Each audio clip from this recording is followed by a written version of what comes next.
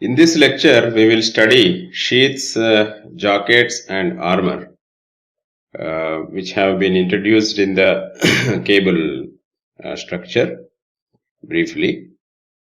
Let us see them in detail. So, review of fundamentals of shielding. So, shielding we have covered already. The conductor screen and then insulation screen. This is conductor screen and then this is insulation screen. These two layers of semiconducting layers are used in order to have symmetrical radial stress distribution, and which will also eliminate tracking and other surface effects on the insulation. If for example the field is not uniform, then the potential gradient on the surface, this insulation surface, potential will not be same. It cannot be an equipotential surface. Therefore, tracking can occur in that case. So to avoid that, we have this screen, and it excludes outer covering from electric field. See, outside whatever are there, this sheath and then jacket, etc., armor, everything. So this outer covering has no electric field literally due to this screening or shielding. And uniform surge impedance is also possible. And then if there is no uniform surge impedance, there will be partial reflections from the traveling waves, and it may be not advisable to have such things. So uniform surge impedance is possible using these screens, and effects of induced or direct voltages will be minimized. So these are the advantages of shielding, fundamentals of shielding. Then let us see about the jackets and all. So jackets is also called covering, actually, part of the covering actually. So in that covering, that metallic covering is often called sheath. Of course, there is no hard and fast definition. Sometimes even PVC also called sheath. So non-metallic in general called jacket. So here in the jacket, we have again then thermoplastic and thermosetting jacket. Thermoset means the temperature after it is thermoset. The thermoset material after certain temperature, it will only become carbonized, but it will not melt. Thermoplastic can become again liquid, and then again it can solidify. So it loses its shape. Thermoplastic will lose its shape. Thermoset material will not lose its shape. So naturally thermoset materials will be costly in that case. A sheath is used as a barrier against moisture ingression into the cable, and then jacket is used for mechanical protection.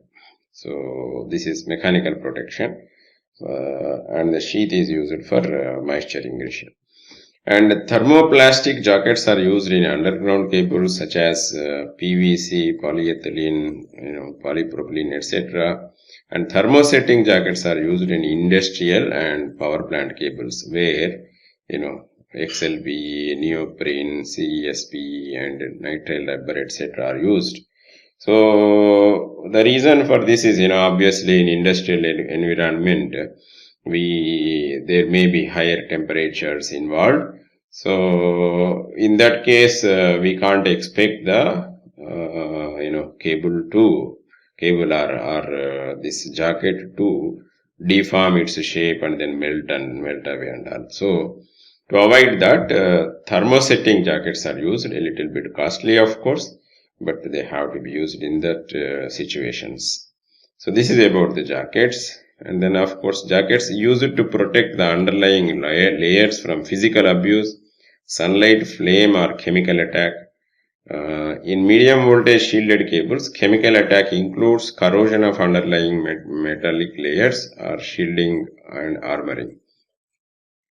So the ability of the jackets to reduce the ingress ingression of moisture is very important as far as jackets are considered. So this is about jackets. And then armors. So here you can see factors to be considered while designing the armor. So this structure, this metallic structure or this metallic structure, round wire type. Here this is interlocked type, metallic structure. You can see here. So these metallic structures are called armors actually. So what it is based on its design is based on ampacity and cable loss. Ampacity means current carrying capacity of the cable, and then weight of the cable. See, it has to give the mechanical strength to entire cable. Therefore, it depends on the weight of the cable. And corrosion resistance. What is the situation in which this cable is to be used, and depending on that situation, how the corrosion will be there of the material, this armor material. And then cable bending radius. So this is also important consideration in designing the armor, because if you choose a rigid armor like corrugated armor means it is actually welded armor, which is very rigid in structure. Of course, it is needed in certain situations where the corrosive materials are expected to enter into the cable, are also in in communication or in signal cables where electromagnetic shielding is required. There also corrugated armor is used. Interlocked armor. Of course, in the next slide, I will describe this interlocked and corrugated armor in detail. So, this interlocked armor can be, bent also. It has a little bit lower bending radius. Bending radius means the cable should have the ability to bend, and then without any damage, it should be bent. So, what is the radius? That lowest radius that we can bend is called bending radius actually. So the armor design has to consider about this bending radius. And round wire armor is used in underground and undersea cables, and this interlocked or corrugated armor is used in aeroplane cables, and this corrugated armor is used in paper factory or chemical factory, etc. So this is about the armors, and then in the next slide we will show interlocked or corrugated armor here. So about the interlocked armor, see here the zoomed version of this one small cable is shown here, how the interlocking will take place. Actually, this aluminum armor is wound on the cable in such a way that interlocking will take place. One layer will be, the next layer will be laid above the previous layer so that it interlocks. So this is steel or aluminum tape spirally wrapped to create the sheath or armor. The tape is formed in a manner that each layer interlocks with the previous layer. So interlocking provides for flexibility in the finished product so that you can easily bend and all. And then it is used in distribution or indoor or outdoor distribution frequently. And then the next one, continuously welded corrugated armor. So here the only difference here is these layers are actually welded here. So welded means there is no physical opening here. So that will completely prevent any corrosive element or gases from entering into the insulation. So constructed from aluminum tape again, that is formed longitudinally to the cable. Okay. The sheath is welded as aluminum, is formed to provide an impervious armor. Means it prevents entrance of water, gas or corrosive elements used in paper, oil or gas industries, etc. So this is important for such industry. So these are about interlocked and corrugated armor that is used. And then next important compound or materials are water blocking tapes. So often what happens, in undersea cable or even in underground cables also, we have to prevent moisture from entering into the insulation. Also in undersea cables, when, for example, we have to repair a cable or if some breakdown occurs somewhere, of course, that breakdown can be repaired by, cutting the cable and then joining with a cable joint. But before we join, so there is some significant time will be elapsed. So during that time, if the water enters through the breaking point, wherever breakdown point, so it may enter into the insulation and damage the cable. So large portions of the cable might be replaced too, might be needed to be replaced in order to meet the situation. So what is to be done to mitigate that is to include a compound known as water blocking compound. So here there are tapes also, there are materials, powders also.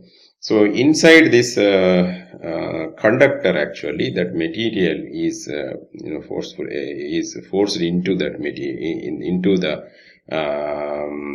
hollow spaces in the conductor. Conductor is actually having several strands. So in between strands, some spaces will be there. These spaces need to be filled with the water blocking compound. What it does basically, water blocking compound, when it is in touch with the water, it will swell actually. It will swell and then completely block the path so that no further water will enter into the conductor anymore. So that is how it prevents. Even water blocking tapes are also available. These tapes are wound above this conductor so that from conductor no water will enter into the insulation portion. What these tapes will do, these tapes also are swelling materials only. They will also swell once they are in touch with the water. So this tape is inside inner above the conductor. This above the semiconducting layer, water blocking compound may be used, or inside the semiconducting tape also it is possible to be used.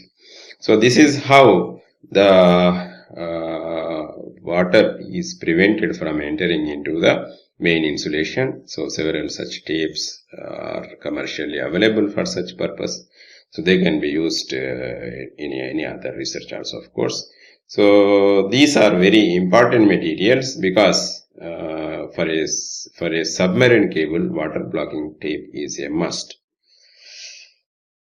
So then bedding or inner sheath, also called inner sheath or inner jacket. So this is also important layer in the cable insulation. Actually, you can see there is a 3-core cable here. So after 3 cores are laid here, you can see there is some material here, you can see that is also circular, it appears. These are also materials of polyethylene or PVC, etc., used for filling. Now this is just for filling, this one, to give the cable a circular shape, of course. And above this filling material, and then this filling filling material is actually polyethylene or PVC, strands, what you can say, instead of saying strands are used for a conductor. So these can be called fibers of same length as the cable actually. So all along the cable they will be routed. So their main purpose is to give this circular shape to the cable. Also fix these internally, these 3 cores of the cable. And above this filling material there is one layer which is called bedding. This this layer, this black color layer immediately above this one is called bedding.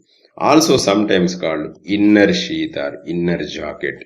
So this is used essentially for multi-core cables only, either extruded or PVC. So inner sheath or thermoplastic wrapped inner sheath, which is compatible with insulation material and removable without any damage to the insulation. Easily it can be removed. So there is no chemically tight relationship between these three cores and then this bedding layer. It is simply a layer above this one. It can be easily peeled off and then it can be easily removed. Of course, single core cables do not have such a inner sheath actually, and it gives circular shape to the cable, and it is kept under the cable armoring to protect the laid up cores and as a separation sheath. So this is of thermoplastic material, mainly PVC and polyethylene. Sometimes thermosetting material is also used, of course. So this is about the bedding inside the cable.